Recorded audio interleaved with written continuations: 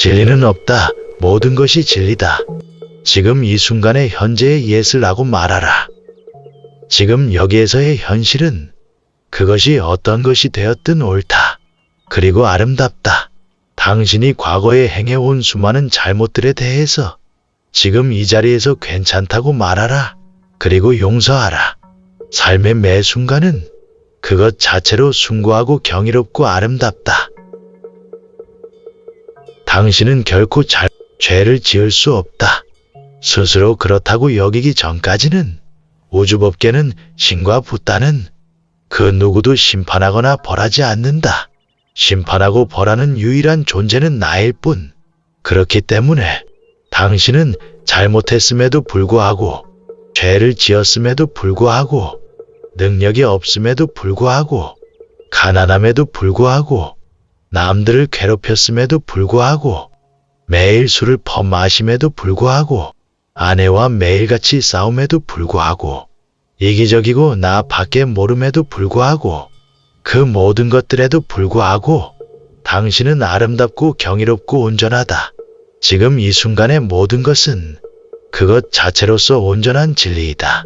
당신은 지금 이 순간 당신으로서 살아가고 있다는 그 자체만으로 당신의 삶은 온전한 진리이다. 어떤 이유도 없이, 그 무엇을 해야 할 필요도 없이, 계율을 지키지 않더라도, 절이나 교회에 나가지 않더라도, 신이나 붓다를 섬기지 않더라도, 종교가 없거나 직업이 없거나 돈이 없거나 그 어떤 이유도 없이 그저 존재하고 있다는 그 하나만으로도 당신은 충분히 아름다우며 매 순간 진리로서 피어나고 있다. 우리의 삶에 실패란 없다. 실패처럼 여기지는 삶의 공부가 있을지언정 실패는 없다. 이 사회에서, 종교에서, 법에서 수없이 말해왔던 이렇게 살아라. 이것을 하면 안 된다. 이렇게 살아야지만 착한 사람이다. 이 계율이나 율법을 어기지 말라. 이것을 어기면 지옥에 간다. 이런 행위를 신께서는 싫어한다. 라고 말해왔던 그 모든 것들에서 자유롭게 놓여나라. 그와 같이 나를 제한하고 억압하며 두렵게 만들어왔던 모든 틀로부터 자유로워지라.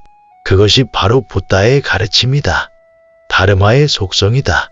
진리라는 이름으로, 종교라는 이름으로 어떤 특정한 가르침이나 율법을 제한시켜 놓고 이것을 지키지 않으면 지옥에 가거나 죄악의 과보를 받는다고 이야기해왔던 그 모든 도구마를 이제는 놓아버릴 때가 되었다.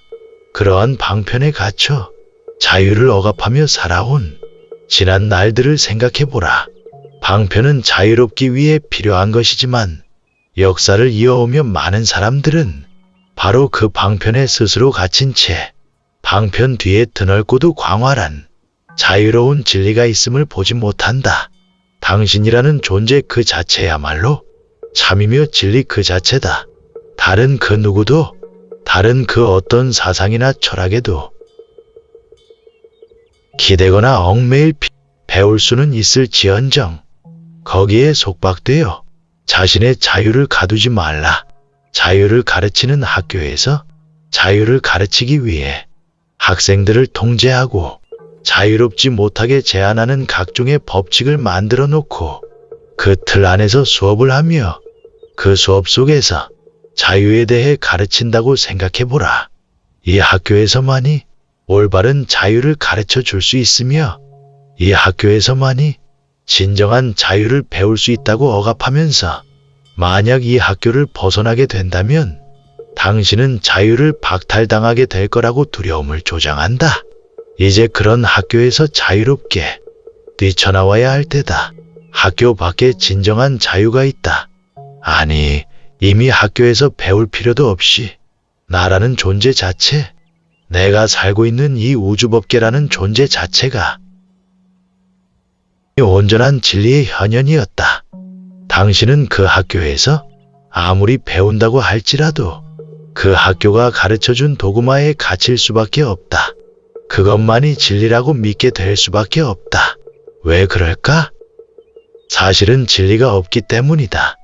고정된 진리가 있지 않기 때문이다. 진리 그 자체에 진리는 없다. 다만 나의 진리가 있을 뿐이다. 왜 그런지 아는가? 모든 것은 자기 규정이기 때문이다. 내가 규정하는 나의 진리가 있을 뿐, 그것 자체로서 온전한 객관 진리는 없다. 이것이 진리다 라고 할 만한 것이 없다는 것이야말로 불법의 핵심 가르침이다. 내가 진리라고 규정하는 나의 진리가 있을 따름이다. 방편의 진리가 있을 따름이다. 그동안 세상에서 이야기해온 진리라는 모든 말들은 진리가 아니었다. 붓다 인멸 후 500 나가르주나라는 제2의 석가라는 보살은 그러한 사실을 승이제, 제1의제라고 이름함으로써 말로 표현되지 못하는 진리라고 설했다. 우리가 진리라고 말하며 절에서 가르칠 수 있는 진리는 그저 세속제, 즉 방편의 진리밖에 없음을 역설하였다. 낙서금지라고 벽에 씀으로써 낙서를 금지할 수 있는 방편은 될 수 있지만 낙서금지라는 그 말 자체가 이미 낙서가 될 수밖에 없다는 것이다. 낙서금지라는 말을 방편으로 받아들일지언정 그 말을 따라 너도 나도 벽에다 낙서금지라고 쓸 필요는 없지 않은가? 지금까지 역사가 해온 일, 종교와 사상가와 진리라고 들어온 모든 가르침이 해온 일이 낙서금지라는 말의 덧칠에 불과했다. 이제 낙서금지라는 그 말을 분석하고 따라 쓸 것을 생각하지 말고 그저 그 텅 빈 벽에 어떤 낙서도 하지 말라. 그저 텅 빈 채로 있으라.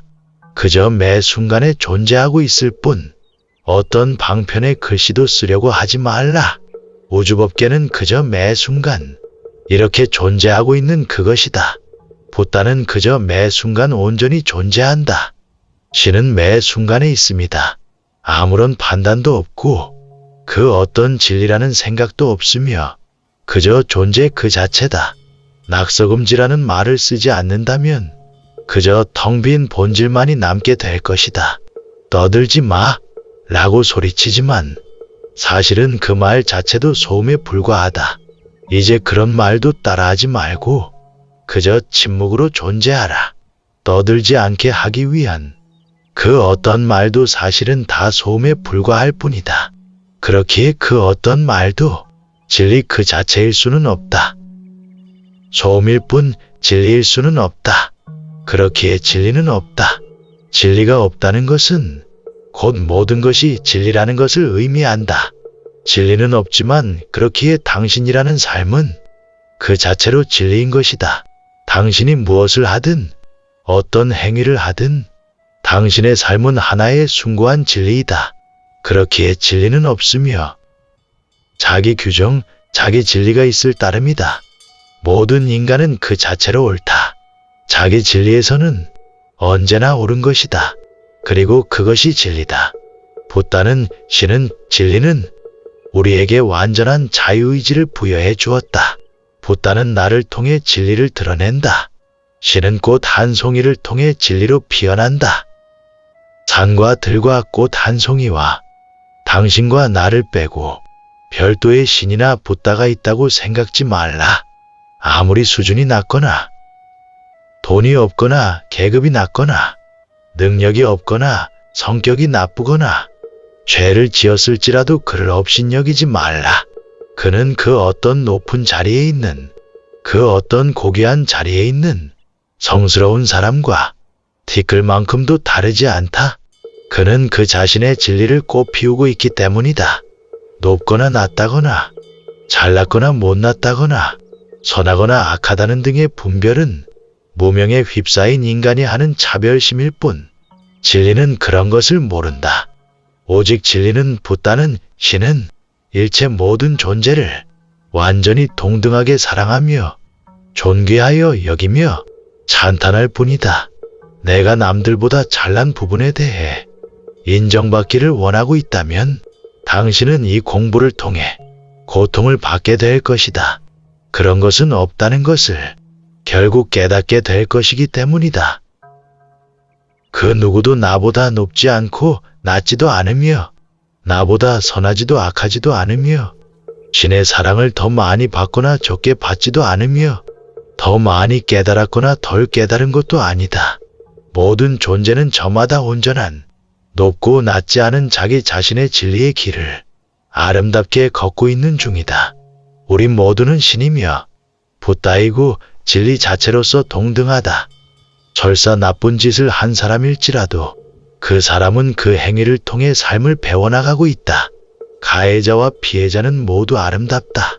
가해자는 가해자의 몫을 통해 깨닫고 피해자는 피해자의 몫을 통해 깨닫는다. 그 둘은 원한과 복수의 관계가 아닌 서로를 깨닫게 해주는 아름다운 스승이요 사랑스러운 관계다. 마음 깊은 곳에서 피해받음을 통해 핍박받음을 통해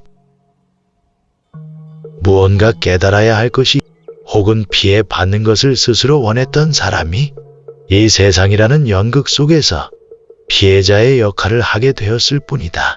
가해자도 마찬가지다.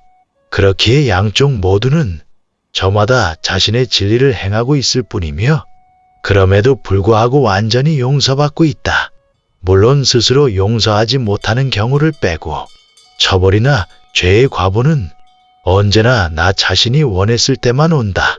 만약 내 안에서 온전히 그 모든 것을 용서했고 그 모든 것이 다 완전했음을 이해하게 된다면 그래서 그럼에도 불구하고 온전히 자기 자신을 사랑하고 이해하고 용서하게 된다면 당신은 과보를 받을 필요가 없다. 업보는 기계적으로 무조건 받는 것이 아니다. 절대적인 것이 아니다. 우리의 근원은 그 모든 것을 넘어서는 존재다. 그저 그러니 더 이상 자기 자신을 억압하지 말라. 삶을 두려워하지 말라. 어떻게 되지 않을까 하고 염려하지 말라. 당신은 완전히 안심해도 좋다. 이 세상을 결코 두려워하지 않아도 좋다. 죽음 이후를 걱정하지 말라. 우주의 근원은 자비와 사랑의 파장, 그 파장 안에 넘실거릴 뿐이다. 거기에 악, 두려움, 근심, 걱정, 죄라는 것은 붙을 자리가 없다. 지금까지 이 세상에서, 역사에서, 종교에서, 수도 없이 많은 각종의 학교에서 가르쳐온 모든 것을 넘어설 수 있어야 한다. 그 모든 것을 넘어 자기 자신에게로 되돌아가는 것이다. 지금 이 순간이라는 온전한 존재함, 그저 있으므로 매 순간에 있는 것이다. 오로지 매 순간에 행복하게 존재하고 있으라. 완전히 안심한 채 두려워할 매 순간 자기 자신으로 존재하기만 하라. 깨달음 찾지 말고 오게 하라. 깨달음을 찾아 나설 필요는 없다. 깨달음은 매 순간 언제나 우리를 찾아온다. 매 순간 우리를 향해 노크하고 있는 중이다. 다만 우리 쪽에서 마음의 문을 닫아 걸고 열지 않기 때문에 깨달음은 늘 문 밖에서 배회하고 있을 뿐이다. 문을 닫아 걸고 내가 평소 좋아하던 것, 익숙한 것 등만 선택적으로 분별해서 받아들이기 때문에 싫어하는 것, 새로운 것 등으로 가장해서 찾아오는 깨달음을 못 들어오게 막아온 것이다. 오늘 하루에 벌어지는 모든 일들, 내가 겪게 될 수 있는 모든 가능성, 나와 인연되는 모든 사람들, 눈에 보여지고 귀에 들려지고 코로 맡아지며 혀로 맛보아지고 몸으로 느껴지고 생각이나 직관에 감지되는 일체 모든 내 앞의 경계와 대상들을 분별하고 거르지 말고 전체적으로 일어나도록 허용하고 수용해보라.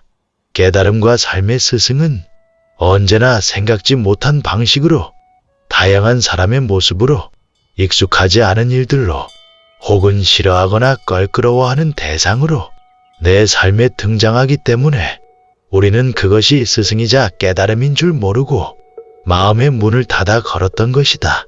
그런 연유로 수많은 인류의 성인들은 마음을 활짝 열고 오픈 마인드로 살며 분별 없이 살고 수용하고 받아들이며 모든 것이 일어나도록 허용하고 새로운 것에 도전해보고 변화를 수용하며 심지어 거지가 찾아오더라도 미워하는 사람을 만나더라도 하기 싫은 일이 생기더라도 그것을 받아들여 보라는 등의 다양한 다양한 방식의 가르침을 설했던 것이다.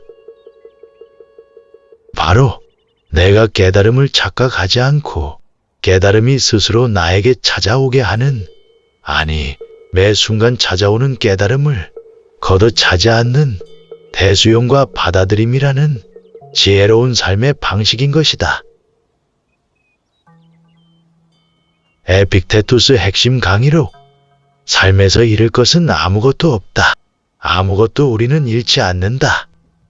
어떤 경우에도 난 이러이러한 것을 잃었다고 말할 것이 아니라 그것이 제자리로 돌아갔다고 말하라. 너의 자식이 죽었는가? 아니다. 그들은 본래의 위치로 돌아간 것이다. 너의 배우자가 죽었는가? 그는 본래의 자리로 돌아간 것뿐이다. 너의 재산과 소유물을 빼앗겼는가? 아니다. 그것들 역시 본래의 위치로 돌아간 것이다. 중요한 것은 이것이다. 세상이 허락했기 때문에 넌 현재 이러저러한 것을 갖고 있는 것이다. 따라서 그것들이 내 곁에 있는 동안에 그것들을 소중히 여겨라. 여행자가 잠시 머무는 여인숙의 방을 소중히 여기듯이 무지하고 생각이 깊지 않은 자는 습관적으로 자신의 불행한 상황을 남의 탓으로 돌린다. 생각이 약간이라도 깨어있는 자는 그 모든 것을 자신의 탓으로 돌린다. 그러나 완전히 깨어있는 자는 남도 자신도 탓하지 않는다. 그는 자신에게 일어나는 일들을 감정의 흔들림 없이 받아들일 뿐이다. 그대의 자식이 컵을 엎질렀는가? 그대의 지갑을 잃어버렸는가? 그대 자신에게 말하라. 마음의 평화를 얻으려면 이 정도의 대가는 치러야 한다. 그것은 혼란으로부터 자유로워지는 데 필요한 훈련이다. 대가를 치르지 않고 얻을 수 있는 일이란 세상에 아무것도 없다. 그대가 자식을 소리쳐 부르는데 그가 아무 대답도 하지 않는가? 그럴 수도 있다는 것들 항상 염두에 두라. 또 대답을 한다 해도 그는 그대가 시키는 일을 하지 않을 수도 있다. 그것 때문에 마음을 방해받지 말라. 자식에게는 그대의 평화를 깨뜨릴 힘이 없다. 마음의 평화를 깨뜨리는 것은 자식이 아니라 바로 그대 자신이다. 세상에는 우리의 의지대로 할 수 있는 것과 우리의 의지대로 할 수 없는 것이 있다. 우리의 의지대로 할 수 있는 것은 무엇이 있는가? 우리가 가진 생각, 의견, 욕망, 어떤 것에 대한 애착 등이 그것이다. 왜냐하면 그것들은 우리의 의지대로 언제든지 바꿀 수 있기 때문이다. 자신이 어떤 생각과 감정을 갖고 있을 것인가는 다른 누구에게 달린 일이 아니다. 전적으로 그대 자신에게 달린 일이다. 그러나 세상에는 우리의 의지대로 어떻게 할 수 없는 것들이 있다. 어떤 육체를 갖고 태어날 것인가, 재산이 얼마만큼 있는 집에서 태어날 것인가, 남들에게 어떤 대접을 받을 것인가, 사회에서 어떤 지위를 누릴 것인가, 이것들은 우리의 외부에 존재하며 따라서 우리와는 직접적인 관계가 없다.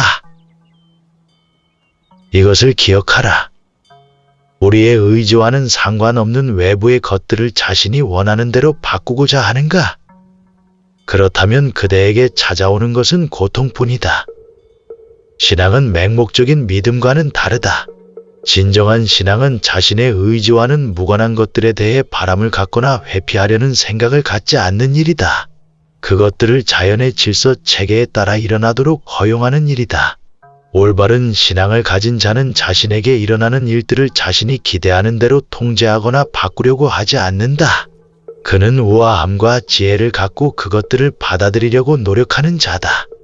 그대의 목표는 세상을 하나의 질서 잡힌 전체로 보는 것이고 그대의 온 존재를 최상의 선을 향해 나아가게 하는 일이다. 어떤 일이 일어났을 때 이건 나의 승리야, 이건 내 큰 실수요, 불행이야 라고 말하지 말라. 자신의 인생 자체에 대해 부정적인 결론을 내리지 말라. 그런 식으로 말하는 대신 그 일의 어떤 측면을 자신에게 이득이 되는 쪽으로 쓸 수 있는지 살펴보라.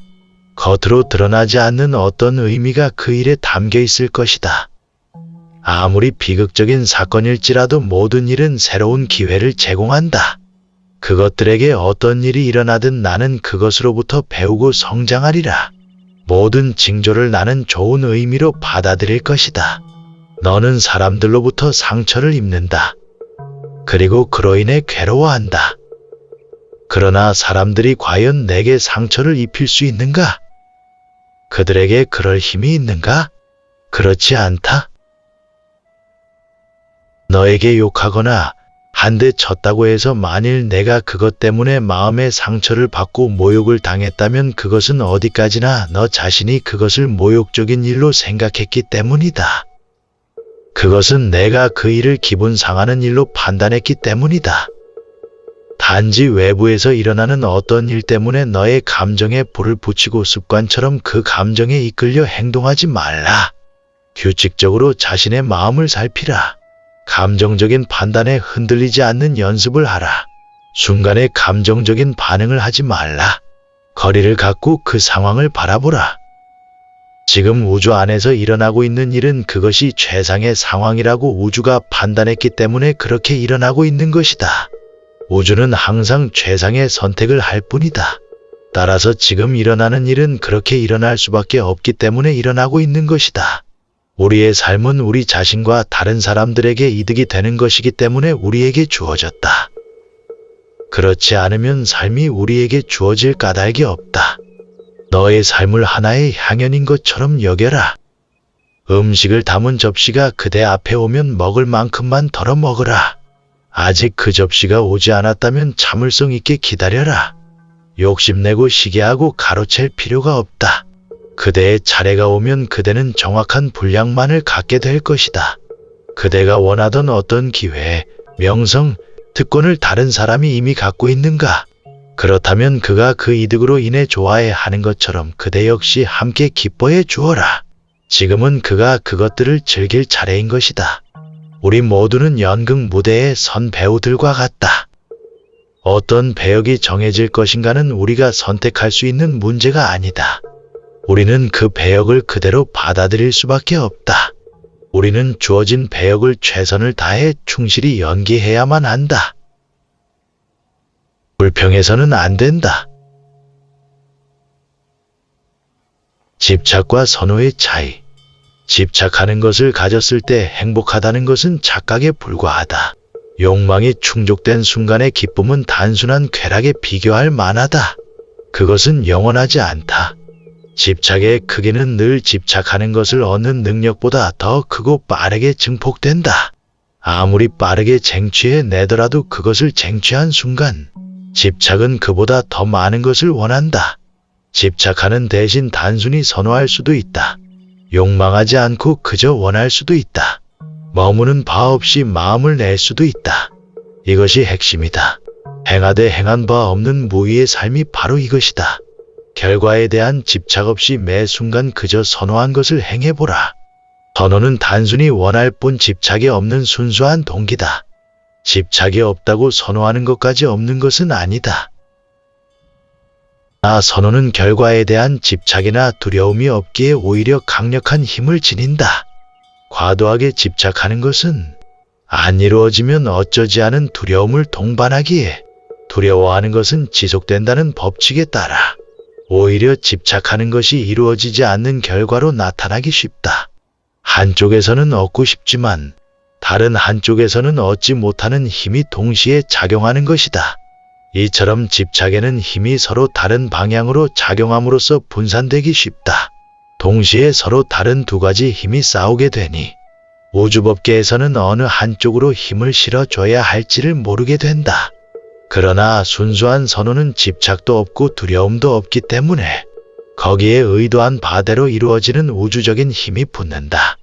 선호는 오로지 한 방향으로 힘이 집중된다. 안 되면 어쩌지 하는 두려움 없이, 즉 반대로 이루어지는 힘 없이 것을 선호하는 에너지 쪽으로만 힘이 집중되는 것이다. 바로 그때 돼도 좋고 안 돼도 좋다. 그렇기에 마음 나는 대로 그 무엇이든 가볍게 흔적 없이 저질러 행동하게 된다. 물론 결과에 대한 집착이 없기 때문에 행위하는 그 자체로서 이미 충분할 뿐 그 어디에도 걸림이 없다. 이래도 좋고 저래도 좋은 무의의 행위, 한바탕 축제와 같이 매 순간 이어진다. 거기에 어찌 힘이 붙지 않을 수 있겠는가? 스님의 법문을 듣고 좋았던 내용이나 글귀가 있다면 댓글로 달아주세요. 스님의 지혜를 더 가까이 느낄 수 있을 겁니다. 자신의 통찰을 넓히는데 반드시 도움이 될 겁니다. 감사합니다.